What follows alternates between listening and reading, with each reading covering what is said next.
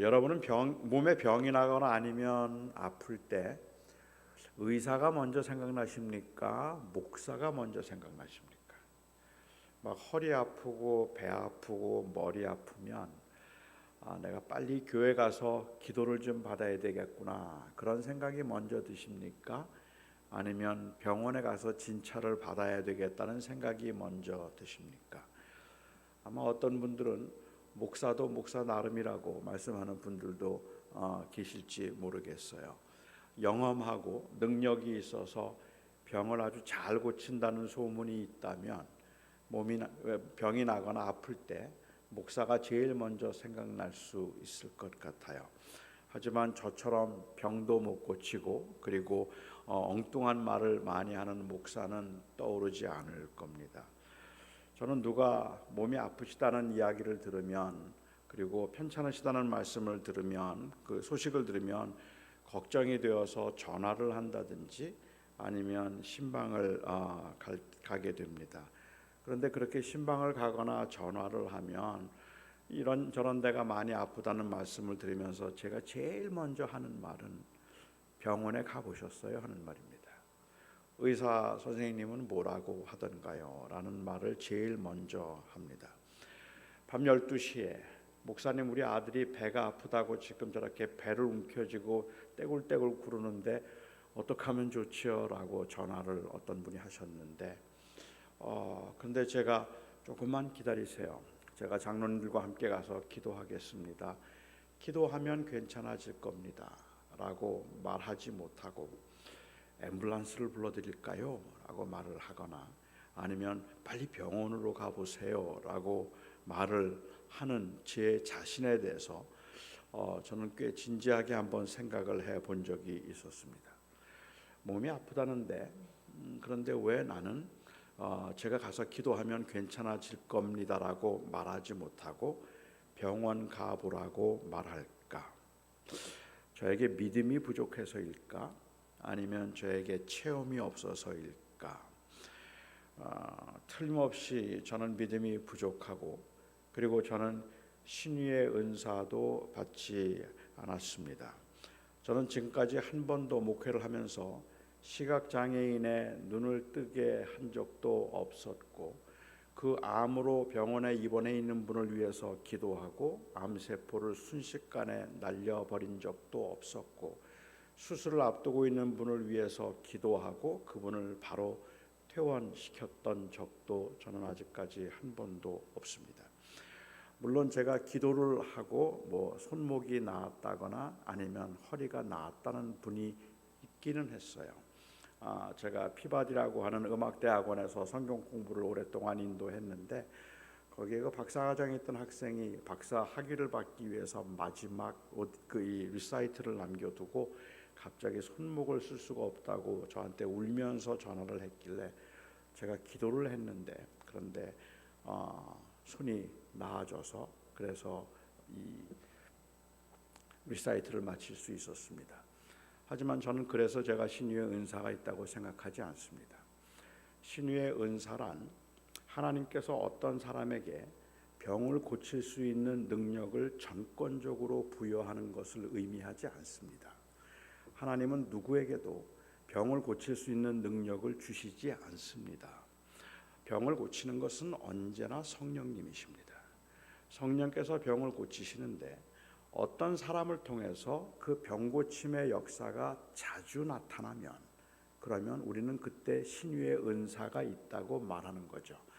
그래서 그 신유의 은사가 있다는 분들이 자기가 원하는 사람을 마음대로 고쳐줄 수 있는 것도 아니고 자기가 원하지 않는다고 안 고쳐줄 수 있는 것도 아닌 것이, 병을 고치는 일은 성령께서 하시는 일입니다. 성령께서 원하심에 따라서 그 역사들이 나타나게 하시는데 어떤 사람을 통해서 자주 그 역사가 나타나면 우리는 그것을 신유의 은사라고 그렇게 부르기도 하겠죠. 제가 신유의 은사가 없다는 이야기는 하나님께서 만일 그렇게 저에게 그 능력을 주셔서 제가 오늘도 여러분들에게 저는 손목 고치는 전문 목사입니다 이렇게 얘기할 수 있으면 얼마나 좋겠어요. 그런데 제 평생에 딱 한 번 그 자매의 그 상황을 긍휼히 여기신 하나님께서 저를 통해서 한 번 나타나셨던 일이기 때문에 저는 그래서 신유의 은사가 있다고 말하지는 않습니다. 저는 그뿐만 아니라 제 아들이 열이 나서 이마가 불덩이 같을 때 기도로 내가 한번 이 열을 떨어뜨려 봐야 되겠다는 생각을 하기보다는 아스피린을 먼저 찾습니다. 제가 틀림없이 신유의 은사가 없기 때문에 그럴 수도 있겠지만 그럼에도 불구하고 제가 가지고 있는 어떤 신학적인 이 일반 의학에 대한 저의 신학적인 입장과 그리고 신앙적인 확신 때문에 저는 약을 먼저 찾기도 합니다. 저는 목회를 하면서 제가 바른 목회를 하기 위해서 그리고 목회를 잘하기 위해서 병을 고칠 수 있는 능력이 있어야 된다고 생각을 하거나 아니면 병 고치는 능력을 달라고 기도해 본 적이 한 번도 없습니다. 물론 아주 어려운 상황에서 고통스러워하시는 분들을 보면 내게 그런 능력이 있어서 좀 고쳐드리면 좋겠다는 생각을 했다가도 그것조차도 하나님 앞에 교만한 생각이라는 마음이 드는 그것은 사실은 하나님의 지혜는 나의 지혜보다 더 지혜롭고 하나님의 선하심이 나보다 더 선하시다면 마치 내가 하나님보다 더 선한 것 같아서 나라면 고쳐줄 텐데 왜 하나님은 안 고쳐주실까라고 그렇게 말할 수 없기 때문에 그렇습니다. 고쳐주시든 고쳐주시지 않든 거기에 하나님의 주권적인 섭리와 하나님의 선하심이 있다고 믿는다면 우리는 병 고침을 위해서 당연히 기도하지만 그럼에도 하나님의 그 다스리심을 우리는 믿을 수 있는데 제가 하나님보다 더 지혜로울 수는 없겠죠. 또한 저는 좀 속물적인 생각이긴 하긴 하지만 제게 그런 능력이 있다면 제가 이 당뇨와 혈압만 좀 고칠 수 있어도 교회가 금방 부흥할 것 같아요. 그래서 교회가 금방 부흥할 수 있겠다는 이런 속물적인 생각을 한 적은 있었지만 제가 그래서 기도를 하거나 능력이 있어야 된다고 생각하지는 않았는데 그런데도 저는 열심히 병원을 찾아다니고 아무리 바빠도 몸이 불편하신 분들이 계시다는 이야기를 듣거나 입원한 분들이 계시다면 반드시 찾아가서 함께 기도하기를 좋아합니다. 제가 그렇게 하는 이유는 어쩌다 혹 병이 낫게 되는 일이 있을까, 그래서 내가 갑자기 유명해지지 않을까라는 생각 때문도 아니고 능력이 없으면서 능력이 있는 줄 착각하거나 혹은 교인들에게 그래도 목사니까 능력이 있는 목사인 것처럼 보여야 되겠다고 생각하기 때문에 그런 건 아닙니다. 제가 그렇게 특별히 아픈 분들을 찾아가서 기도하기를 원하는 그것은 제가 기도의 능력을 믿기 때문입니다. 물론 이 말은 제가 가지고 있는 무슨 병이든 고칠 수 있는 초능적인 기도의 능력을 믿는다는 말은 물론 아닙니다. 하나님께서 저의 기도를 들으시고 그리고 하나님께서 저의 기도에 응답하실 것이라는 어떤 모양으로든 응답하실 것이라는 믿음이 있기 때문에 제가 이 기도를 하는데 오늘 본문은 사실은 바로 이 기도의 능력을 강조하고 있습니다. 14절 말씀입니다. 너희 중에 병든 자가 있느냐? 그는 교회의 장로들을 청할 것이요 그들은 주의 이름으로 그들을 기름을 바르며 그들을 위하여 기도할지니라.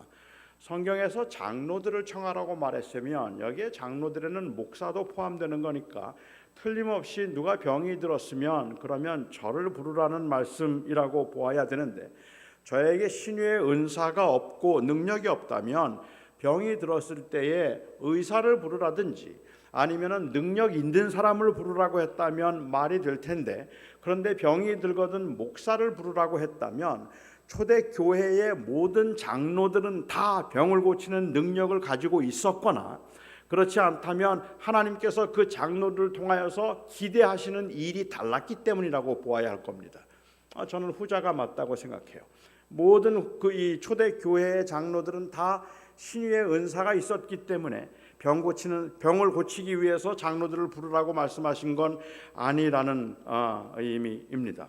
오히려 하나님께서 정하신 그 목사의 기능과 그리고 사역은 분명히 의사의 기능이나 사역과 다른 것이기 때문에 하나님께서 고난 중에 있거나 병든 사람들에게 장로를 청하라고 말하고 목사를 부르라고 말하는 이것은 사실은 교회의 영적 지도자들을 불러서 그 고난 가운데 있을 때 교회적으로 도움을 받으라는 말입니다.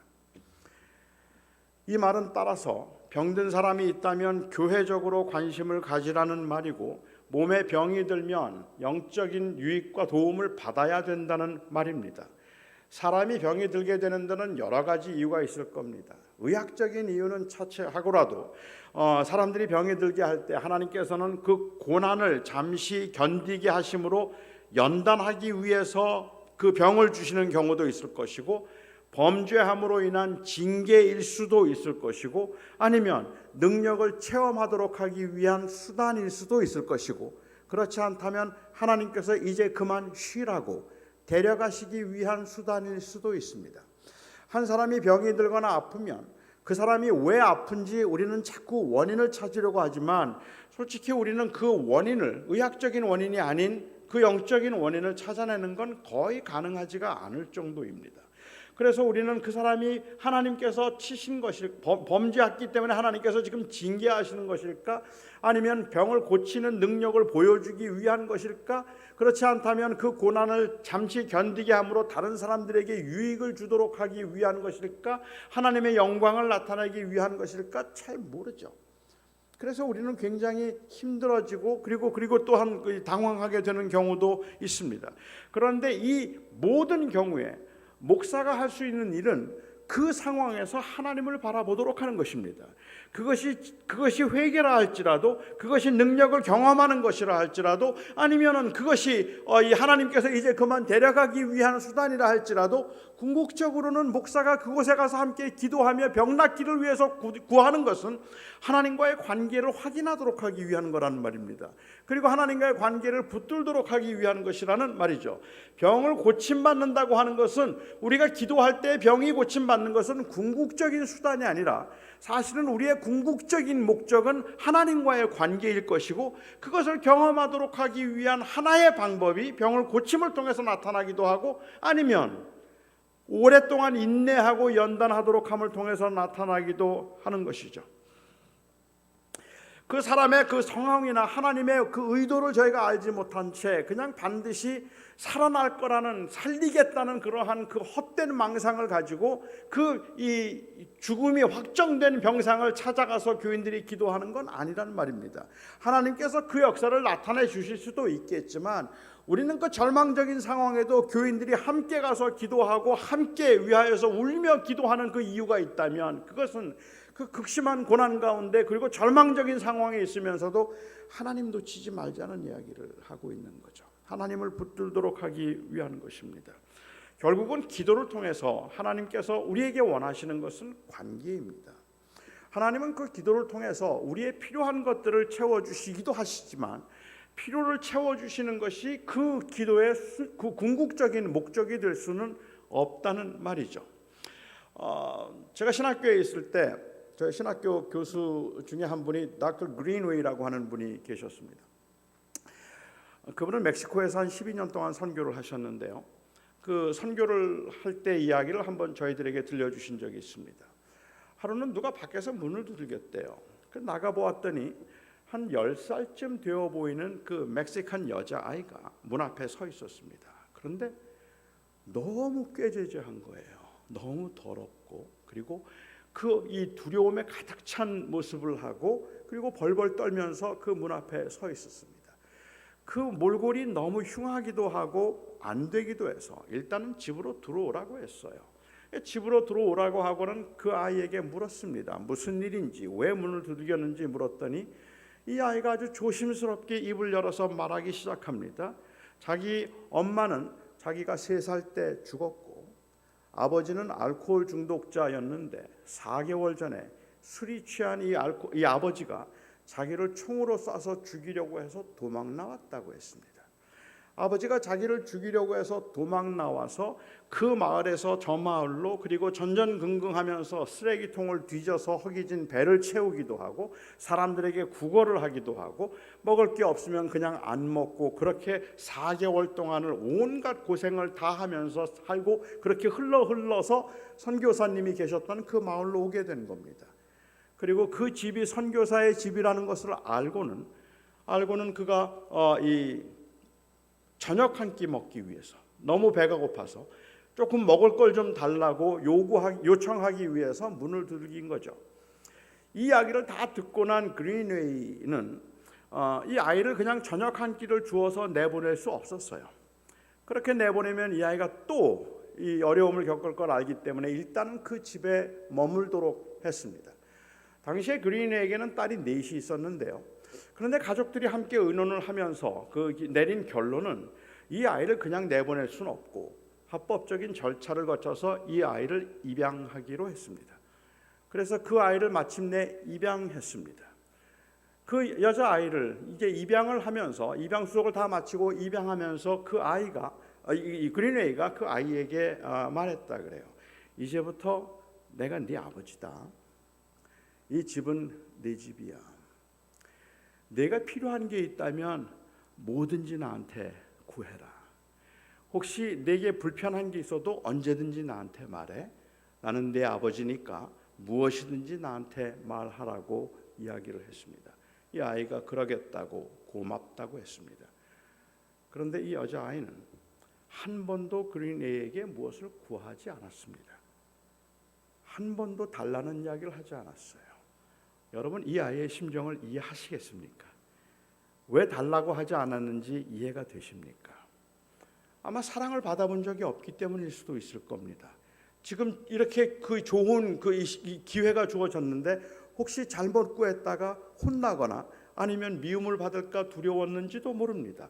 그렇게 구할 염치가 없었는지도 모르겠어요. 저는 그 아이가 어떤 심정이었을까 하는 것을 조금은 이해할 수 있습니다. 이미 말씀드렸던 것처럼 저희 막내 아들은 1살 조금 넘어서 한국에서 입양을 해서 저희와 같이 이제 살고 있는데 처음에 이 아이가 한국에서 왔을 때요, 저는 하나님께서 저희 가정에 순한 아들을 주신 줄 알았습니다. 우는 일도 별로 없었고, 그리고 그 아이가 보채는 것도 별로 없었기 때문입니다. 그래서 참 순한 아이가 왔구나라고 생각을 했는데 4살이 되고 3살이 넘고 4살이 되는데 말을 못해요.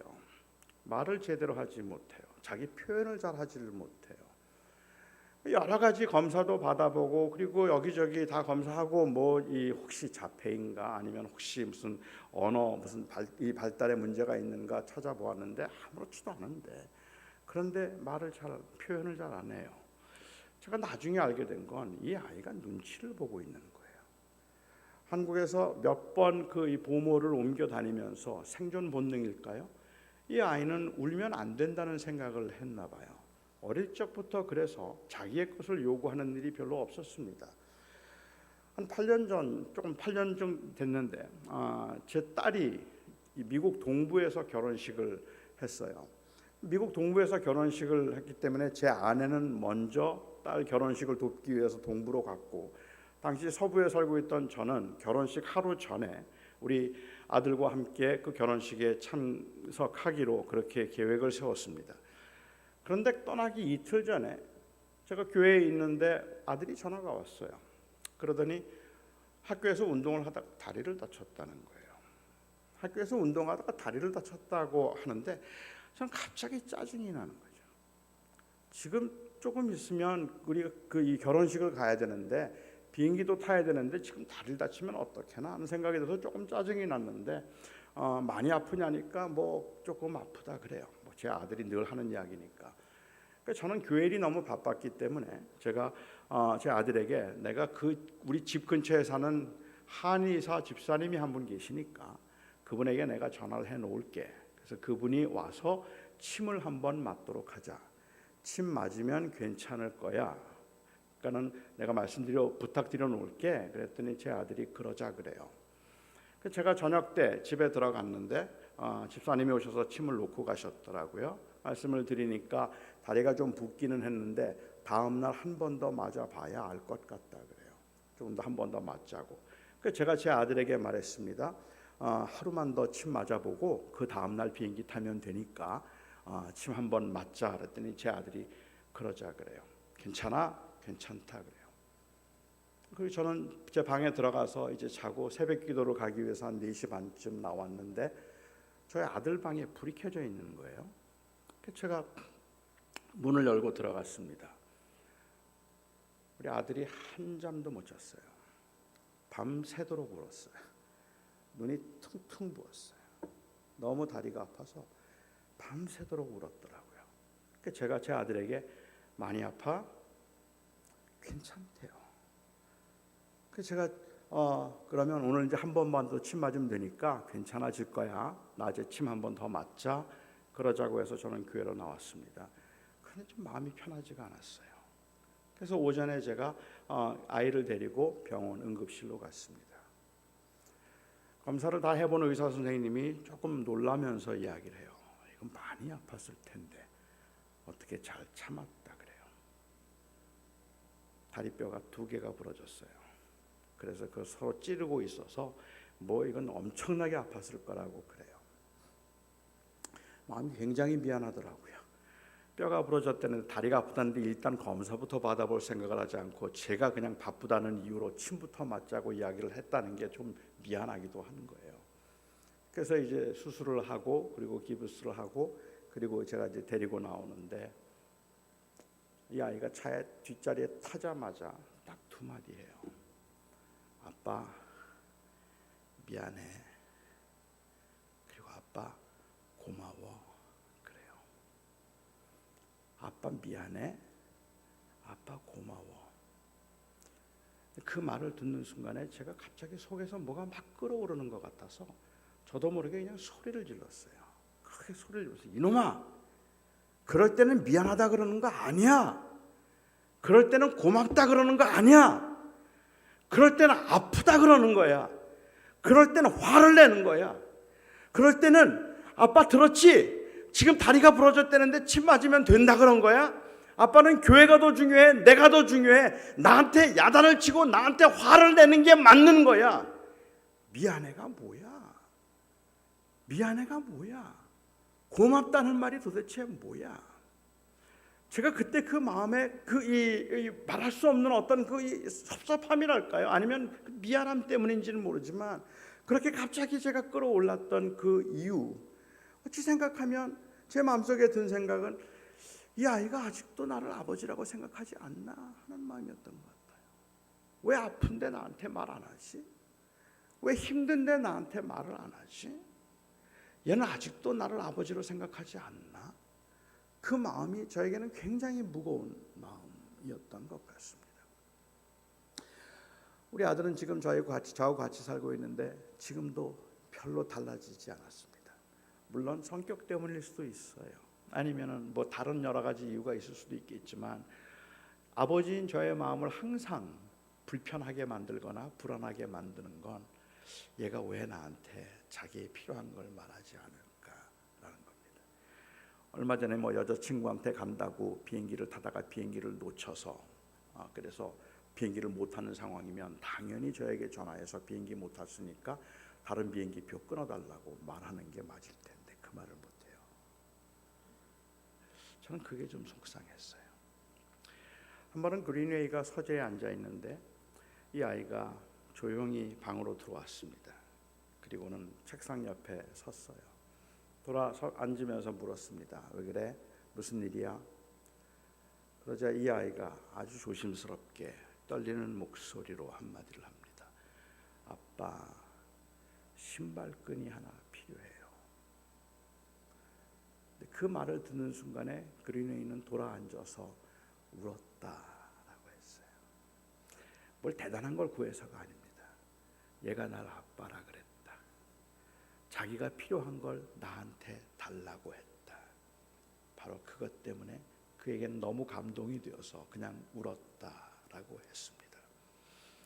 저는 이게 기도라고 생각합니다. 주님께서 우리에게 무엇이든지 구하라. 무엇이든지 구하라. 그리고 내가 네 아버지인 것을 알라. 때로는 아니라고 말씀하시기도 하고 때로는 기다리라고 말씀하기도 하겠지만 우리가 그 하나님을 의지해서 하나님을 바라보게 하고 내 삶에서 하나님과의 그 관계를 확인하며 그 관계 안에서 관계를 누리며 살도록 할 수 있는 그 놀라운 특권이 바로 기도인데 우리는 이 기도를 관계적으로 생각하지를 않고 오히려 무엇인가를 받아낼 수 있는 수단 정도로 생각하는 거죠. 하나님으로부터 독립되어서 내가 어떻게 기도하면 저분의 마음을 좀 움직여서 내가 원하는 걸 좀 다 받아낼 수 있을까? 그 정도를 기도라고 생각하는 경우가 있지 않을까라는 생각입니다. 목사가 찾아가서 병든 사람을 위해서 기도하는 것은 병을 고칠 수도 있고 아닐 수도 있고 아니면 하나님이 데려가실 수도 있고 그 원인 하나님이 하시는 일을 잘 모르지만 목사가 간절히 바라고 구하는 것이 원하는 것이 있다면 그 어떤 상황에서도 제발 우리의 아버지가 되신 하나님 놓치지 마세요. 그 말하고 싶은 겁니다. 그 절망적인 상황에서도 우리의 아버지가 되신 하나님 놓치시면 그러면 안 됩니다. 이게 목사가 그 교인들을 찾아가는 이유고 아픈 사람들을 위해서 특별히 기도하는 이유일 겁니다. 장로들을 청하여서 장로들이 병자들을 위해서 기도해야 되는 또 다른 한 이유가 있습니다. 그것이 바로 공동체, 진정한 성도의 교제입니다. 병든 사람들이 교회의 장로들을 청하는 그것은 아픔을 함께 나누고 그리고 고통에 동참해서 서로 위로하여 붙들어주기 위한 아름다움, 교회의 사명을 이루기 위해서라는 말입니다. 하나님께서 교회에게 주신 사명 중에 하나인 성도들을 돌아보아서 서로를 격려하고 서로를 세워주는 일인데 내 기도로 꼭 살리겠다는 망상 때문이 아니라 너무 절망적이고 견디기 힘든 순간이지만 그렇지만 함께 나누고 끝까지 붙들어주겠다는 바로 이 공동체적 헌신, 성도의 교제 때문에 우리는 찾아갑니다. 오늘 본문에서 이 특징 몇 가지 좀 살펴볼 수가 있습니다. 우선은 말씀하시기를 기름을 바르며 기도하라라고 이야기를 해요. 요즘도 기름을 사용하는 교회가 있고 기름 대신에 물을 사용하는 교회가 있는데 여기에 기름을 바르며 기도하라는 것이 기름이라는 것이 무슨 마술적인 힘이 있거나 아니면 신비한 능력이 있어서 그걸 바르면 병이 낫게 되는 것 그렇기 때문에 그 기름을 바르는 것은 물론 아닙니다. 따라서 우리가 성수를 이야기하더라도 그 성수는 목사나 장로가 안수한 물이 특별한 효험이 있고 마술적인 힘이 있어서 그것을 먹고 마시면 병이 낫는 그러한 일들이 있어서는 아닙니다. 성경에는 어디에도 그런 기록이 없습니다. 목사가 기도하거나 아니면은 목사가 특별히 능력을 가지고 그 기도해 줬던 그 물이 얼마나 능력이 있는지 그 물을 마시면 병이 낫고 뭐 그 물을 마시면 모든 병이 고쳐진다. 그런 물은 성경에 어디에도 없어요. 나만 장군이 그가 이 나병에 걸려서 요단강에서 몸을 7번 씻고 깨끗이 나았지만 그를 깨끗하게 고쳐줬던 것은 그 요단강 물이 아니라 하나님의 능력입니다. 그렇기 때문에 나만 이후에 다른 사람들이 그곳에 들어가서 그 병이 난 일은 없었어요. 실로암 물가에 가서 그 나면서 시각장애인 되었던 사람이 주님께서 진흙을 바르셨잖아요. 얼굴에 이렇게 눈에. 그리고는 실로암 물가에 가서 씻으라고 말씀하셨는데 그래서 그 씻어서 눈이 나았지만 주님께서 이 발라주신 그 주님의 침으로 만든 진흙 때문도 아니고 또한 그래서 실로암 물 때문에 고침을 받은 것도 아니라 그것은 주님의 능력이에요. 주님의 원하심으로 고침을 받은 것이지 어떤 물도 효험이 없다는 말입니다. 10여 년 전에 우리 한국 그 교회에서 상당한 무리를 일으켜서 PD 수첩에서 취재를 한번 한 적이 있었던 만민중앙교회라고 혹시 아시는지 모르겠습니다. 이재록 씨가 목사로 있는 지금은 무슨 구속되어서 감옥에 있지만 이재록 씨가 이 목사로 있었던 만민중앙교회 그 당시에 만민중앙교회 10여 년 전에서는 그 교회 뒤에 수도꼭지가 한 10개쯤 있었다고 하는데 거기에서 그 물이 무안이라고 하는 그의 고향에서 끌어온 물이었다 그래요. 그런데 그 물을 분무기에 담아서 팔았습니다. 그 분무기에 붙어 있었던 그 타이틀은 창조에 근본된 능력의 물입니다.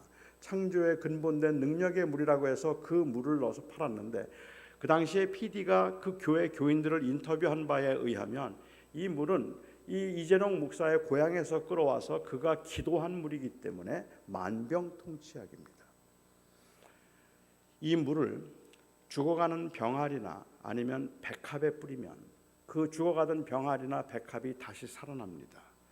이 물을 고장난 가스레인지나 냉장고에 뿌리면 그러면 고장난 기계들이 다시 돌아가기 시작합니다.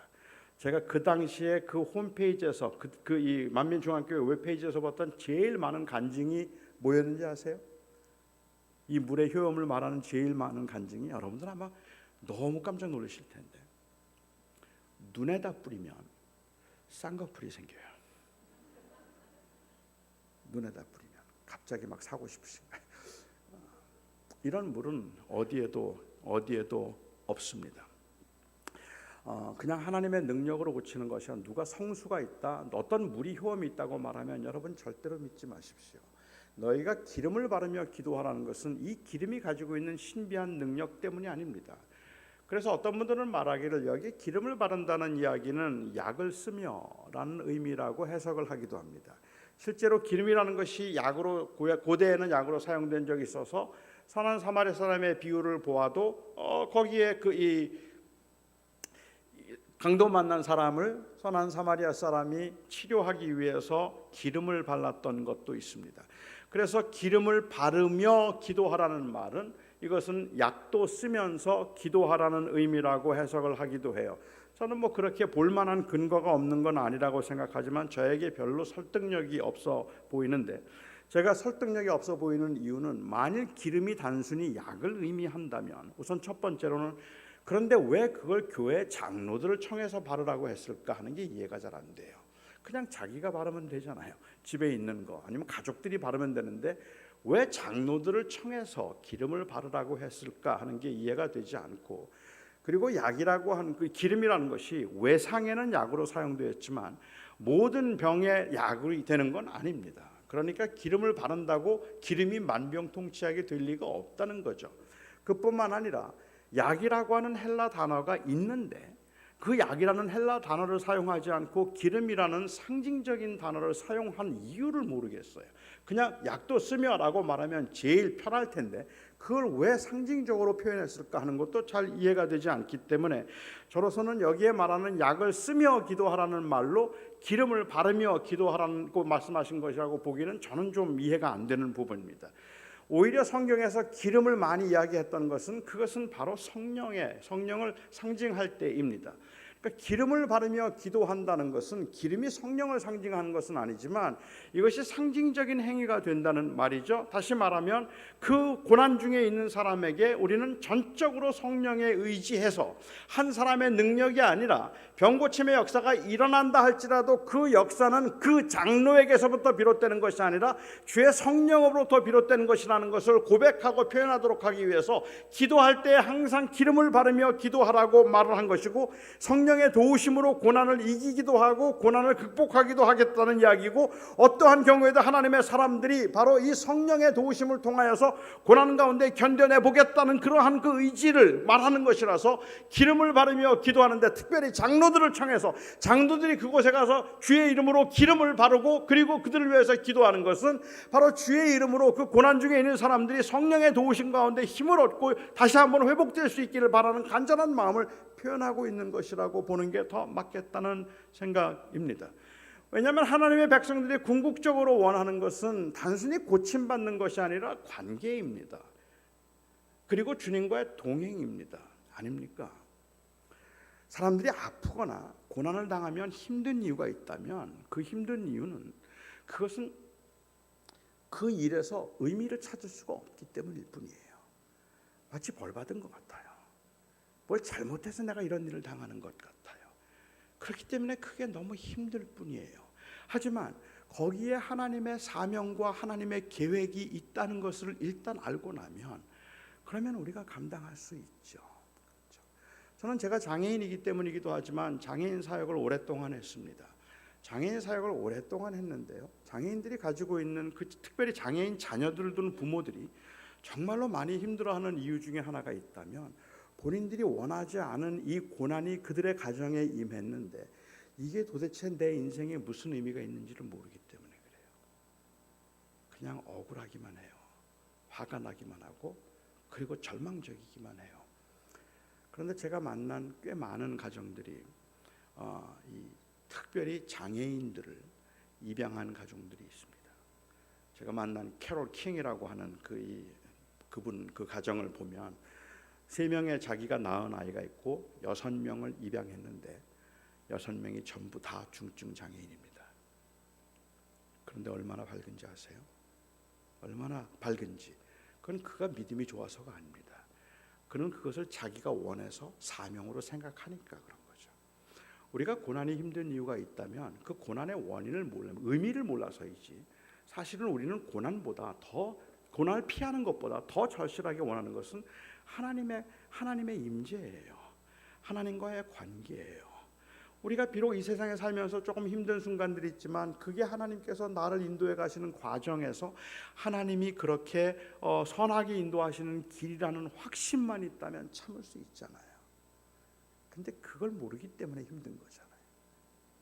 고견이 내가 억울하게 이런 일을 당하고 있다고 생각하기 때문에 그런 것 아니겠습니까? 데이빗 제러마이라고 하는 미국의 유명한 설교가가 있습니다. 굉장히 유명한 설교자인데 그는 그의 설교 가운데 아주 종종 데이빗 니섬이라고 하는 사람이 쓴 그 가상 소설을 인용해서 예화로 드는 적이 많이 있습니다. 제가 그 니섬의 소설 중에 일부만 여러분들에게 소개를 해드릴게요. 이건 소설입니다. 실제로 있었던 일은 아니고요. 두 농부가 있었답니다. 한 농부는 밀농사를 지었고 다른 한 농부는 토마토 농사를 지었습니다. 이 두 농부 모두 다 하나님을 신실하게 믿는 사람들이었고 두 농부 모두 다 이번 농사에 사활이 걸려 있었고 두 농부 모두 다 당장 수술을 받지 않으면 안 되는 아내가 병이 들어서 수술비가 필요했습니다. 어느 날 이 두 농부가 각자 하나님께 기도를 드렸습니다. 밀 농사가 풍년이 되기 위해서는 그날 밤에 비가 한 번 더 시원하게 와 주어야 했고 토마토 농사가 풍년이 되기 위해서는 알맞게 익은 토마토를 위해서 그날 밤에 비가 오지 말아야 했습니다. 밀 농사를 짓는 농부는 휠체어에 앉은 부인과 아이들과 함께 둘러앉아서 하나님 앞에 간절하게 기도합니다. 우리의 모든 사정을 아시는 우리의 아버지 하나님, 오늘 밤에 비가 와야 우리 가정이 삽니다. 이번 농사를 망치면 집도 그리고 또 밭도 농장도 내주어야 하고 제 아내도 수술을 받을 수가 없습니다. 하나님, 우리를 불쌍히 여겨주셔서 오늘 밤에 비가 오게 해 주시옵소서. 간절하게 눈물로 기도를 했는데 바로 그 시간에 아랫마을에 있는 토마토 농사를 지었던 가족들도 심히 염려되는 모습으로 하나님께 기도를 하고 있었습니다. 지난 1년 동안에 지었던 농사의 사활이 오늘 밤에 달려 있습니다. 지금까지 저의 가정을 지키시고 인도하신 하나님, 우리를 불쌍히 여겨주셔서 이 밤을 지켜주시고 비가 오지 않게 해 주시옵소서. 눈물을 흘리면서 기도하고 잠자리에 들었지만 아무도 잠을 잘 수 없었습니다. 이럴 때 전능하신 하나님께서 윗마을에는 비가 오게 하시고 아랫마을에는 비가 오지 않게 해주시면 얼마나 좋겠습니까마는 그런 일은 대체로 일어나지 않습니다. 12시가 넘었는데 후두둑 빗방울이 떨어지기 시작합니다. 밀 농사를 지었던 농부의 가족들이 벌떡 일어났습니다. 그리고는 창가에 둘러서서 그 비가 오는 것을 보며 환호를 지르고 소리를 지르고 너무너무 좋아합니다. 하나님이 우리의 기도에 응답해 주셨다고, 이제 우리가 살았다고, 하나님께서 우리의 기도를 들어주셨다고 너무너무 좋아하고 기뻐하고 감사하죠. 그런데 같은 시간에 아랫마을에 있는 토마토 농사를 지었던 농부의 가족들이 창가를 내다보며 제발 이 비가 좀 지나가는 비기를 또 간절히 원하고 심히 걱정과 근심 가운데 창밖을 내다보고 있습니다. 폭우가 되어서 이 비가 밤새도록 쏟아졌습니다. 아침에 밀농사를 지었던 농부의 가족들의 얼굴에는 희망이 가득하고 아침 식탁에 둘러앉아서 하나님, 우리의 기도에 응답해 주셔서 감사합니다. 가족들의 얼굴에는 희망이 가득합니다.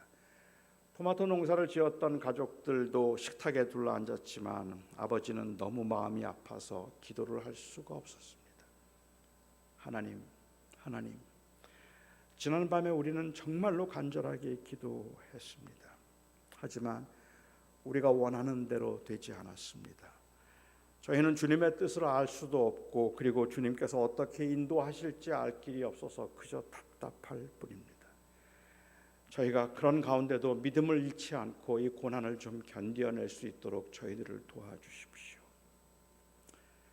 그리고 5년이 지났습니다.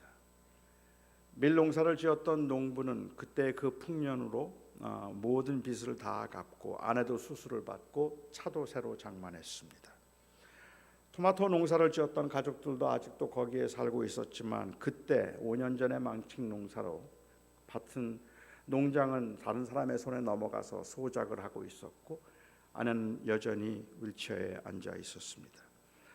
아버지는 5년 전 그날을 기억하며 가족들을 모아놓고 기도합니다. 지난 5년 동안이 저희들에게는 너무도 끔찍스럽고 너무도 힘든 시간이었습니다. 하지만 고난을 통해서 주님을 더욱 알게 하시고 어느 때보다도 주를 의지할 수 있어서 감사합니다. 여러분 생각에는 하나님께서 누구의 기도를 응답하셨다고 생각하십니까? 하나님이 밀농사의 농부의 기도는 응답하시고 토마토 농부의 기도는 응답하지 않으셨다고 생각하십니까? 아니면 그냥 다르게 응답하셨다고 생각하십니까? 여기 앉아 계신 여러분들 중에는 아마도 지난 날을 돌아보면 밀농사의 경험을 가지고 계신 분들도 계실 겁니다. 그때 하나님이 내 기도를 들어주셔서 내가 살았습니다.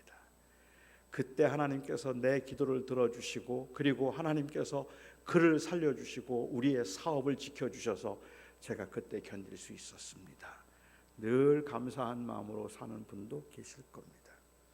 아마 여기에 계신 분 중에 어떤 분들은 토마토 농부의 경험을 가지고 계신 분도 계실 겁니다. 하나님이 그때 내 기도를 들어주시고 내 남편 데려가지 않으셨더라면, 하나님께서 그때 내 자식 살려두셨더라면, 하나님께서 그때 나의 기도를 들어주시고 조금만 도와주셔서 내가 그래서 그때 그걸 잘 견딜 수만 있었더라면 내 남은 생애가 이렇게 고통스럽지 않을 텐데. 그러한 이 안타까운 마음을 가지고 그때를 생각하면 늘 마음속에 뭔가 아린 것 같고 뭔가 얹힌 것 같고 그냥 늘 마음이 불편한 분들도 계시리라고 생각합니다. 하나님이 각자 사람들을 어떻게 인도해 가시는지 잘 모르겠는데 어떤 사람은 그래도 비교적 형통한가 하면 어떤 사람은 고난의 연속인 삶을 살아가는 사람들도 있습니다. 그리고 오늘 그 가운데 즐거워하는 자들과 병든 자들 그리고 고난 중에 있는 자들에게 함께 이야기를 하면서 야고보 사도가 오늘 하고 있는 이 말씀의 핵심은 이 위기의 상황에서 고난 가운데 그 고난을 견디며 이기며 살아가는 것은 결코 쉬운 일이 아니니까 교회여 함께하라 그 말을 하고 있는 겁니다. 교회여 찾아가라. 그리고 그 고난 중에 있는 사람들과 병든 사람들을 위하여 함께 기도하며 진정으로 서로를 붙들어 주라고 말하고 있는 거죠.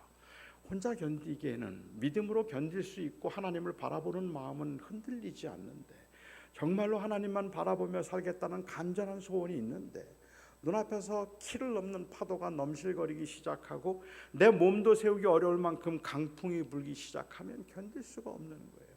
하나님 바라보며 살고 싶은데 그런데 하나님을 바라보며 살기에는 세상이 너무 고되고 너무 힘들어서 내 믿음으로는 감당이 안 될 것 같고 기도해야 되겠는 거 알겠는데 기도해야 된다는 거 알고 있는데 기도하는 것이 힘이라는 것을 알고 있는데 기도가 나오지 않는 거예요.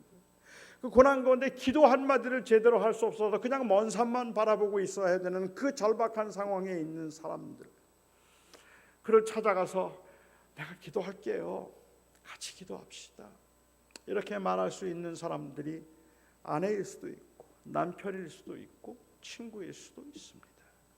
그리고 오늘 야고보 사도는 말합니다. 교회도 그 중에 하나가 되어야 한다고 말하고 있는 겁니다. 우리는 왜 어떤 사람은 고난을 당하는지, 왜 어떤 사람은 비교적 편안하게 사는지 잘 몰라요. 그 모든 것이 하나님의 주권과 섭리 가운데 있다면, 그렇다면 우리는 고난당하는 사람들을 보면서 비난하거나 아니면 그냥 혀를 끌끌 차는 것 정도로 그쳐서 되는 것이 아니라 교회라는 교회 공동체 안에서의 공동체의 특징이 있다면 고난당한 사람들의 그 절박한 상황에서 스스로 견디기 너무 힘들 만큼 버거운 상황에서 다시 주님을 바라보고 주를 붙들 수 있도록 교회가 찾아가 줘야 하는 겁니다. 그리고 교회가 함께 해 줘야 하는 겁니다. 그것이 바로 공동체의 헌신입니다. 스스로 혼자 문제를 해결하도록 내버려 두거나 가장 위험한 어려운 상황에 처해 있을 때 그냥 그것을 방치하는 것이 아니라 교회는 그럴수록 더욱 함께 모여서 서로를 위해서 기도하고 격려하며 그 가운데도 하나님을 바라볼 수 있도록 그렇게 세워주는 것이 바로 교회가 이 땅에 존재해야 되는 이유라는 말입니다. 지금은 패럴림픽이라고 이야기를 하지만 옛날엔 스페셜 올림픽이라고 했죠. 마음을 따뜻하게 하는 101가지 이야기라는 책에서 거기에 보면 이 존이라고 하는 아이에 관한 이야기가 나옵니다. 존은 다운 신드롬을 가지고 있던 다운 증후군을 가지고 있던 장애인인데 여기에 스페셜 올림픽이라고 말하면 장애인들이 하는 올림픽을 말합니다. 그 장애인 올림픽에 아마도 이 존이 이제 단거리 선수로 참가를 하게 되었어요. 그 올림픽에 참가하기 위해서는 거의 6개월에서 1년 동안을 아주 고되게 훈련합니다. 존도 그렇게 고되게 훈련을 하고 단거리 선수로 이제 출전을 했습니다. 시애틀에서 있었던 일입니다. 이제 18명이 줄을 서고 그리고 시작 소리와 함께 그 다운 증후군을 가지고 있던 8명의 장애인들이 동시에 뛰어나갔습니다. 6개월 동안 연습하고 1년 동안 연습했어요. 그리고 총소리와 함께 뛰어나갔는데 나가자마자 존이 넘어졌습니다. 그냥 앞으로 넘어졌어요. 같이 뛰던 아이가 넘어지면 7명에게는 기회입니다. 경쟁에 한 사람 준 셈이 되는 거죠. 그런데 누가 뭐라고 한 것도 아닌데 앞으로 뛰어나갔던 7명의 아이들이 동시에 다 섰습니다. 그리고 다 돌아왔습니다.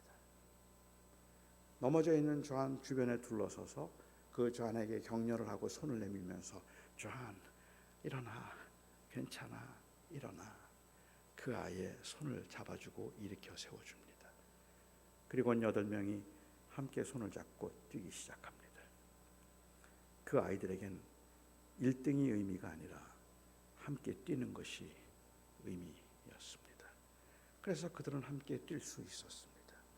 주님의 몸된 교회들이 우리가 누가 더 먼저 가는가가 중요한 것이 아니라 어떤 교회가 더 빨리 성장하는가가 중요한 것이 아니라 그리스도의 몸으로서 우리가 서로 하나가 되어서 서로를 붙들어주고 세워주어야 한다면 아마도 이 인근에 있는 교회들 중에 한 교회가 성장하고 다른 교회가 어려움을 겪고 있다고 생각하면 저는 그 어려움을 겪고 있는 교회를 위해서 주변에 있는 교회들이 왜 같이 기도해 주지 못하지 하는 생각이 자꾸만 드는 거예요. 우리 형제인데 왜 자꾸만 형제가 아니라 원수처럼 여기고 경쟁자처럼만 생각을 할까? 서로를 세워주고 붙들어 주어야 될 텐데 그렇지 않고 오히려 누가 더 빨리 가고 누가 더 빨리 성장하는 것만 이야기하고 있다면 우리는 주님께서 말씀하신 공동체의 그 의미를 잃어버린 것 아닌가라는 생각이죠. 교회 안에서 그래도 영향력 있고 돈 많고 그리고 실력 있고 그래서 사람들에게 인정받는 사람들을 잘 훈련되어서 잘 헌신된 사람들은 대접을 받는데 삶이 너무 버거워서 하루하루 사는 것도 너무 힘들고 지쳐서 정말로 어떻게 살아야 될지 모르겠다 싶을 만큼이나 매일을 눈물로 지내고 있는 사람들이 만일 교회에서 소외된다면 이건 주님의 교회가 아닌 겁니다. 그래서 주님께서 오늘 야고보서를 통해서 말씀하시죠. 교회여 함께 기도해라. 고난 가운데 있는 사람이 있다면 찾아가라. 그리고 그들과 같이 기도하고 그 고난을 함께 나누라라고 말하고 있습니다. 이게 우리가 마땅히 해야 할 헌신입니다.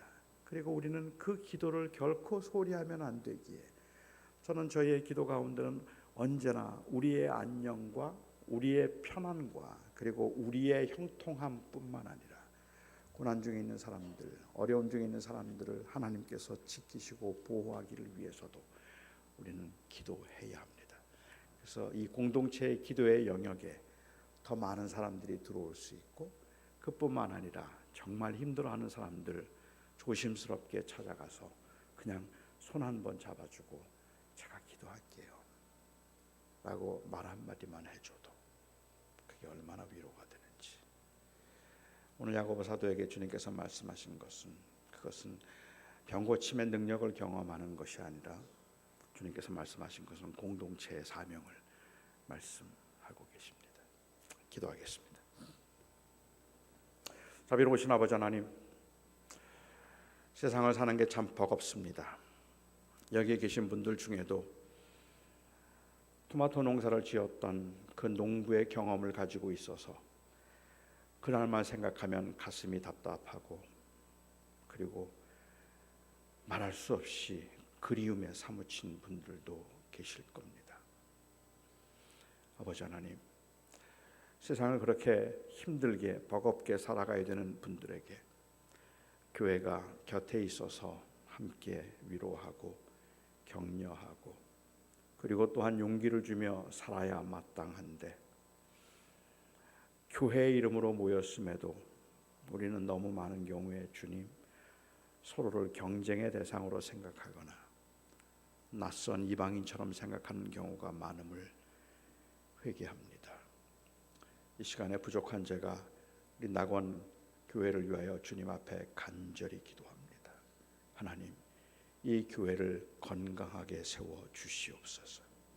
온 성도들이 서로를 아끼고 존중하며 그 성도들을 위해서 기도하되, 특별히 고난 중에 절망 중에 있는 사람들을 더 마음에 품고 애틋한 마음과 애정으로 간절하게 기도하는 기도의 공동체가 되게 하여 주시옵소서.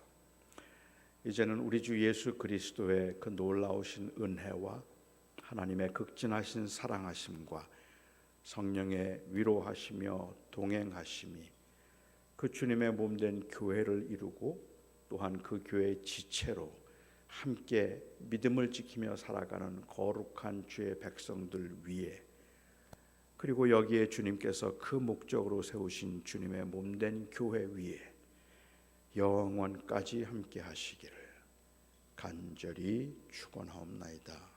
아멘. 나의 사랑,